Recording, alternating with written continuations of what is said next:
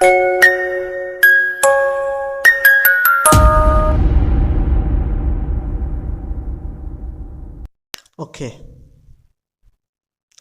আজকে আমরা যে কবিতাটা পড়তে চলেছি তার নাম হচ্ছে fable, written by Ralph Waldo Emerson.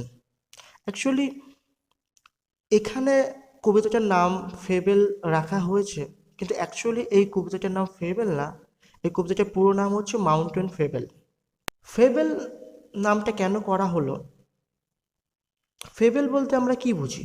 যে ফেবেল মিন্স নীতি কথা, যার একটা মোরাল লেসন থাকবে।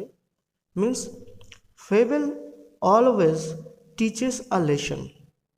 এবার আমরা দেখব এই কবিতায় কবি কি আমাদেরকে শেখাতে চলেছে। কবিতাটা শুরু করার আগে একটা ব্যাপার আমি বলতে চাই। কোন একজন রাইটার যখন কিছু লেখে, তার লেখার পিছনে একটা উদ্দেশ্য থাকে।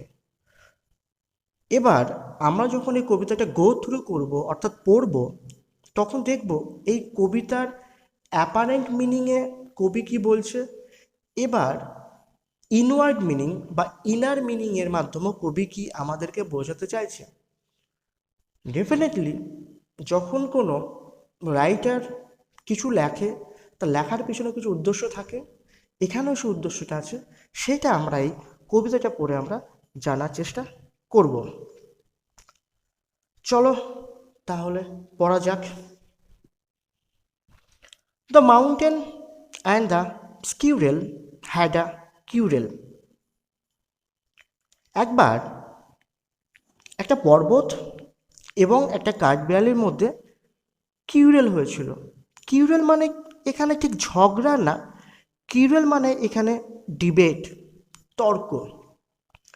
একদিন একটা পর্বত এবং একটা কাঠবিড়ালির মধ্যে ঝগড়া বেঁধেছিল। And the former called the latter little prig. Former মানে হচ্ছে আগের জন। আমরা যদি প্রথম সেন্টেন্সটা ভালো করে দেখি, আমরা দেখব যে প্রথমেই কিন্তু আমরা মাউন্টেনকে পাচ্ছি। তাহলে এখানে ফর্মার বলতে কিন্তু মাউন্টেনকেই বোঝানো হচ্ছে। কল দ্য ল্যাটার, ল্যাটার মানে পরের জন। পরের জন বলতে আমরা পাচ্ছি স্কিউরেলকে পাচ্ছি, তাহলে এখানে ল্যাটার বলতে স্কিউরেলকে বোঝাচ্ছে। লিটিল প্রিক অর্থাৎ মাউন্টেন কাঠবিড়ালিকে একদিন বলেছিল, ছোট্ট, অহংকারী এবং ক্ষুদে, এবং সেই সঙ্গে সঙ্গে ওকে আরও বলেছিল যে তুমি এমন হচ্ছ একটা ছোট্ট প্রাণী যে সবসময় নিজেকে ঠিক মনে করো। অ্যাকচুয়ালি ওদের যে ঝগড়াটা বেঁধেছিল, সিচুয়েশনটা কেমন ছিল? কাঠবিড়ালি প্রতিদিন তার জীবিকা নির্বাহের জন্য মাউন্টেনের উপর দিয়ে যেত। তখন কিন্তু মাউন্টেন কাঠবিড়ালিকে কিছু কটূক্তি করত, কিছু এমন কিছু কথা বলতো যেটা কাঠবিড়ালির খুবই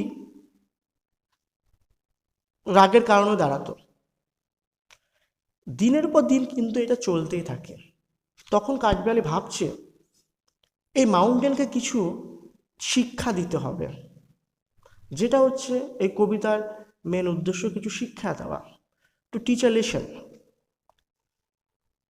মাউন্টেন ও বিশাল সাইজের জাইজান্টিক ফিগার, প্রচুর বড় একটা জায়গা ও অকুপাই করে আছে বা দখল করে আছে। তাই মাউন্টেন মনে করে যে এই পৃথিবীতে বা এই সমাজে তারাই একমাত্র থাকতে পারবে যাদের বিশাল স্থান আছে, যাদের বিশাল জায়গা আছে। এবং কাঠবিড়ালি কোনো একটা গাছের ছোট্ট একটা জায়গায় বা স্থানে থাকে, তাই এদের এই সমাজে বা এই পৃথিবীতে থাকার অধিকার নেই। এদেরকে নিচ চোখে দেখানো হচ্ছে। আমরা যদি একটু ভালো করে ডিপলি যদি আমরা ভাবি, আমরা দেখব যে এখানে মাউন্টেন বলতে কিন্তু অ্যাকচুয়ালি কবি যাকে মিন করেছে বা যাদেরকে মিন করেছে, the upper class of the society. আর স্কিউরেল ছোট, মিন্স স্কিউরেল বলতে কবি মিন করেছে the lower class of the society. এবার কাঠবিড়ালি ভাবছে একে কিছু একটা রিপ্লাই দিতে হবে, কিছু বলতে হবে। প্রতিদিন এরকমভাবে তো সহ্য করা যায় না, সব কিছুর তো একটা সীমা থাকে। বান রিপ্লাইড, বান উত্তর দিল। এই বানটা কিন্তু অন্য কেউ না, বানটা হচ্ছে স্কিউরল নিজেই। এবার স্কিউরলকে কেন বান বলা হচ্ছে? অ্যাকচুয়ালি আমরা যদি বাড়িতে কিছু পুষি বা আমাদের কিছু পোষা কুকুর থাকে, আমরা তাদের কিছু নাম দিই, কিছু নাম দিয়ে থাকি তো। ওকে, সেরকমভাবেই এখানে কাঠবিড়ালির নামটা বান দেওয়া হয়েছে। বান তখন রিপ্লাই দিল, you are doubtless very big. বলছে, বন্ধু পর্বত, হ্যাঁ আমি মানি তো তুমি অনেক বড়, তুমি অনেক বড়, আমার চাইতে তুমি অনেক বড়। এবার এ ব্যাপারে আমি ডাউটলেস, আমার কোনো সন্দেহ নেই যে তুমি আমার চাইতে অনেক বড়। But all sorts of things and weather must be taken in together to make up a year and a spear.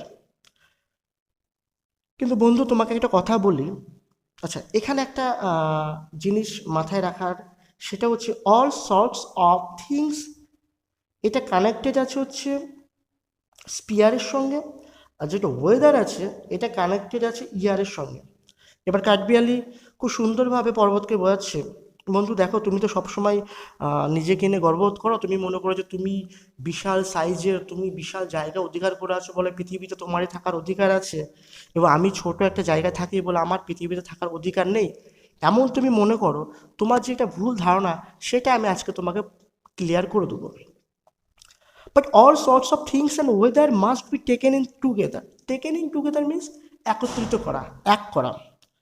বলছে এই পৃথিবীতে যত ধরনের জিনিস আছে, যত ধরনের জিনিস আছে, ছোট, বড়, কালো, পরিষ্কার, যা কিছু আছে, এমনকি আমি যদি এখানে রিলিজিয়াস ব্যাপার বলি, যদি রিলিজিয়ন আনি সেটাও খুব একটা ভুল হবে না।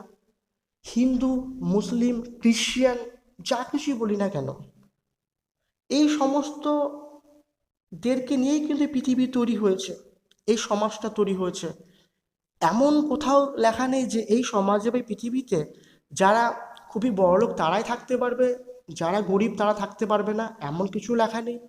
যারা ফেয়ার কমপ্লেক্সন তারাই থাকতে পারবে, যারা ব্ল্যাক কমপ্লেক্সন তারা থাকতে পারবে না, এবং যারা টলার তারাই থাকতে পারবে, যারা স্মল তারা পারবে না, এমন কোনো ব্যাপার নেই। এই পৃথিবীতে সবাই থাকতে পারবে। ঠিক যেমন এই সমস্ত কিছুকে নিয়েই, ঠিক যেমন একটা স্পিয়ার তৈরি হয়, হিয়ার পিয়ার মিন্স আর্থ, একটা পৃথিবী তৈরি হয়, ঠিক একই রকমভাবে ওয়েদার, ওয়েদার মানে আমরা জানি আবহাওয়া, কিন্তু এখানে ওয়েদার মানে সিজন, ঋতু। অ্যাকচুয়ালি বাংলাতে 6টা হয়, কিন্তু ওয়েস্টার্ন কান্ট্রিকে যদি আমরা ধরি সেখানে আমরা ঋতু আমরা 4টে পাই। কিন্তু সেখানে আমরা দেখি যে 4টে ঋতু থাকে, কিন্তু ব্যক্তিগতভাবে আমার একটা ঋতুকে নিয়ে প্রবলেম থাকতেই পারে। আমার সামার পছন্দ না। কেন? সামারে আমি প্রচণ্ড ঘেমে যাই, সামারে কোনো কিছু ভালো লাগে না। তাই বলে আমি কি সামারকে কি বাদ দিতে পারবো? এবং সামারকে বাদ দিয়ে কি বাকি যে ঋতু আছে ওই ঋতুগুলোকে নিয়ে কি একটা বছর তৈরি হতে পারে? হতে পারে না। এটাই কবি এখানে বলতে চাইছেন যে একটা পৃথিবী যেমন সকল শ্রেণী মানুষকে নিয়ে তৈরি হয়, যেখানে আপার ক্লাস থাকতে পারে, মিডিল ক্লাস থাকতে পারে, লোয়ার ক্লাস থাকতে পারে, ঠিক একই রকমভাবে একটা বছর যেটা কিছু ঋতু থাকে তাদের নিয়ে তৈরি হয়। আমার ব্যক্তিগত প্রবলেম এখানে কোনো ম্যাটার করে না, কিন্তু যেটা ফ্যাক্ট সেটাকে মানতে হবে। তা এটাই বারবার বোঝাতে চাইছে। And I think it no disgrace to occupy my place. এবং আমি মনে করি যে আমি যে ছোট্ট একটা জায়গা অধিকার করে আছি, কাঠবিড়ালি বলছে, আমি যে একটা ছোট্ট একটা জায়গা অধিকার করে আছি, সেটা কিন্তু আমার কাছে লজ্জার কোনো ব্যাপার না। খুব ইম্পর্ট্যান্ট ব্যাপার এই লাইন থেকে আমাদের শিখতে হবে। আমরা আমাদের জীবনে আমাদের মা বাবা এমন কিছু কিছু পেশার সঙ্গে যুক্ত, যেটা যেটা হয়তো সমাজে অতটা ওয়েল রেপুটেড না, তা আমরা কি করি আমাদের বন্ধুদের সঙ্গে সেটা শেয়ার করতে বা বলতে লজ্জা লাগে যে আমার বাবা হচ্ছে এই পেশার সঙ্গে যুক্ত। সেটা কোনো বড় ব্যাপার না। এখানে যেটা আমাদেরকে বুঝতে হবে, শিখতে হবে, what ever we have to B satisfied with that. এবং যেই পেশার সঙ্গে আমার বাবা যুক্ত আছে, এবং যেটা হয়তো আমরা মনে করি যে ওই পেশাটাকে যদি বাকিদের সামনে তুলে ধরি বা পরিচয় দিই, হয়তো আমাদেরকে একটু হীন মনে হতে পারে, ছোট মনে হতে পারে, সেটা বড় ব্যাপার না, এটা কোনো লজ্জার ব্যাপার হতে পারে না। আলটিমেটলি ওই পেশার মাধ্যমে কিন্তু আমাদের জীবিকা নির্বাহ হয়ে থাকে। তাই যে যেই পেশার সঙ্গে আছে সেটাকে রেসপেক্ট করা উচিত, কেন ওই পেশাই আমাদেরকে হাসি খুশি সব কিছু নিয়ে আসে। If I am not so large as you, you are not so small as I. দেখো মাউন্টেন, আমি কিন্তু হাজার চাইলে কিন্তু তোমার মতন বড় হতে পারবো না। তুমি জানো আমি বাদাম খেতে পছন্দ করি এবং বাদাম আমি খুবই কম খাই। আমি যদি দিনে যদি 10 কিলো করে বাদাম খাই না, তাও কিন্তু অতটা বাদাম খেলেও কিন্তু আমি তোমার মতন আমি কিন্তু এই জাইজেন্টিক ফিগার করতে পারবো না। ঠিক একই রকমভাবে তুমিও যদি খাওয়া দাওয়া ছেড়ে যদি ডায়েট করা শুরু করে দাও এবং তুমি যদি ভাবো তুমি আমার মতো স্লিম হবে, ছোট হবে, তুমিও পারবে না। মিন্স সবার কিছু না কিছু ক্যাপাসিটি আছে, লিমিটেশন আছে, এবং তার মধ্যে থাকতে হবে। And not so and not half so spry. এবং আমি তো একটু এনার্জেটিক, চটপটে, আমি একটা জায়গা থেকে আরেকটা জায়গায় মুভ করতে পারি, সেইটা তো তুমি করতে পারো না। মিন্স এটাও একটা আমার একটা আলাদা ট্যালেন্টের মধ্যে পড়ে যে আমি ছোট হওয়া সত্ত্বেও কিন্তু আমি একটা জায়গা থেকে আমি আরেকটা জায়গায় মুভ করতে পারি। তুমি এত বড় হওয়া সত্ত্বেও কিন্তু তুমি একটা জায়গা থেকে আরেকটা জায়গাতে মুভ করতে পারো না। I will not deny you make a very pretty squirrel track. আমি কিন্তু একটা জিনিস কখনোই অস্বীকার করতে পারবো না যে তুমি আমার জন্য সুন্দর একটা পথ তুমি তৈরি করে দিয়েছো, যে পথে আমি প্রতিদিন যাই এবং আমার খাদ্য, আমার জীবিকা আমি নির্বাহ করি, সেখান থেকে আমি খাদ্য সংগ্রহ করি। এখান থেকে আরেকটা ব্যাপার বোঝার আছে, সেটা হচ্ছে কাঠবিড়ালি কিন্তু এখানে অস্বীকার করছে না, because the squirrel is an honest creature. কেউ যদি কাউকে উপকার করে, definitely he or she should be thankful to him or her. এখানে যতই মাউন্টেন কাঠবিড়ালিকে কিছু কটূক্তি করুক বা মক করুক না কেন, কাঠবিড়ালি কিন্তু অ্যাজ অ্যান অনেস্ট ক্রিচার ও কিন্তু অ্যাডমিট করছে, স্বীকার করছে যে ওই মাউন্টেন ওর জন্য যে পথ তৈরি করে দিয়েছিল, সেই পথের সাহায্যে ও কিন্তু কিছু খাবার ও সংগ্রহ করে, যার মাধ্যমে দিন চলে। তা এটা খুব ইম্পর্টেন্ট ব্যাপার, তার কারণ আমরা আমাদের জীবনে যদি কারো কাছ থেকে কিছু সাহায্য পেয়ে থাকি, আমাদের মধ্যে অনেকেই কিন্তু সেটা অস্বীকার করে, স্বীকার করতে চায় না, কিন্তু সেটা করা কখনোই ঠিক হবে না। অবশ্যই স্বীকার করতে হবে, স্বীকার করলে লজ্জার কোনো ব্যাপার নেই, বরং এটা গর্বের। Talents differ. আবার ওকে বলছে, বন্ধু ট্যালেন্টের মধ্যে পার্থক্য আছে, সবার ট্যালেন্ট সমান হয় না। তোমার কিছু আলাদা ট্যালেন্ট আছে যেটা আমার মধ্যে নেই, আমার কিছু আলাদা ট্যালেন্ট আছে যেটা তোমার মধ্যে নেই। প্রত্যেকটা মানুষের মধ্যে কিছু না কিছু আলাদা ট্যালেন্ট থাকে। অরিজিৎ সিং, ও এত ভালো গান করে, এটাও ট্যালেন্ট, কিন্তু ও কিন্তু ফুটবল বা ক্রিকেটারে কিন্তু অত ভালো না, অত ভালো না। সচিন টেন্ডুলকার ভালো ব্যাট করে, কিন্তু গান কিছুই পারে না। তা এটা হচ্ছে ট্যালেন্ট। এখানেই আমাদেরকে একটা ব্যাপার ভালো করে মাথার মধ্যে ভরে রাখতে হবে যে আমাদেরকে ভগবান যে ট্যালেন্ট দিয়েছে, সেই ট্যালেন্টটাকে নিয়ে আমাদেরকে খুশি থাকতে হবে, এবং বাকিদের যে ট্যালেন্ট আছে ওই ট্যালেন্ট দেখে হিংসা করার কিছুই নেই। নিজে যে ট্যালেন্ট আছে সেটাকে ইউটিলাইজ করে সেটাকে কাজে লাগিয়েই কিন্তু জীবনে এগিয়ে যেতে হবে। বাকিদের ট্যালেন্টে আবার বলছি হিংসা করার কিচ্ছু নেই এবং করা উচিতও না। All is well and wisely put. all is well means God keeps all of us well. ভগবান আমাদের সকলকেই কিন্তু ভালোভাবে রেখেছেন কিছু ডিফারেন্ট কিছু ইন্ডিভিজুয়াল ট্যালেন্ট দিয়ে, যাতে ওকে ট্যালেন্ট দেওয়া হয়েছে ও ভালো আছে, আমাকে ট্যালেন্ট দেয়নি আমি খারাপ আছি, সেটা না। ভগবান সবাইকে কিছু না কিছু আলাদা আলাদা ট্যালেন্ট দিয়েছে এবং সেই ট্যালেন্টটাকে কাজে লাগিয়ে কিন্তু একজন তার জীবনে সামনের দিকে এগিয়ে যাওয়া উচিত। ওই জন্য ভগবান সবাইকে ভালোভাবে রেখেছে। কোশ্চেন হচ্ছে আমরা তো নিজেদেরকে ভালো রাখতে পারছি না, তার কারণ আমাদের প্রচুর ডিম্যান্ড আছে।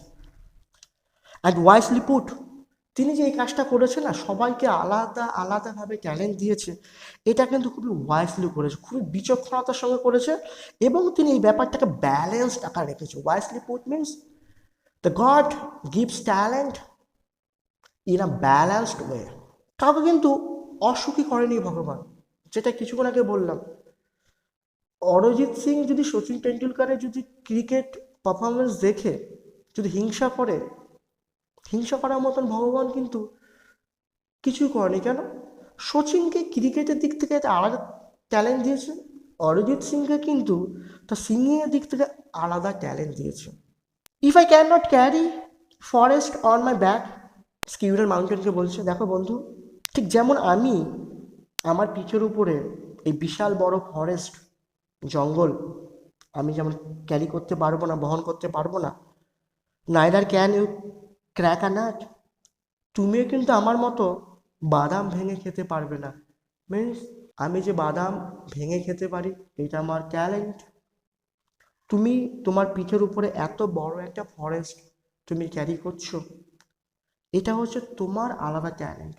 আমি হাজার চাইলেও কিন্তু এত বড় ফরেস্ট আমি আমার পিঠের উপর ক্যারি করতে পারবো না, তার কারণ সেই ক্যারি করার ট্যালেন্ট আমার মধ্যে নেই, গড আমাকে দেয়নি। এবং তুমিও কিন্তু লাখবার চেষ্টা করলেও কিন্তু তুমি বাদাম কিন্তু ভেঙে খেতে পারবে না, তার কারণ ভগবান সেই ট্যালেন্টও তোমাকে দেয়নি।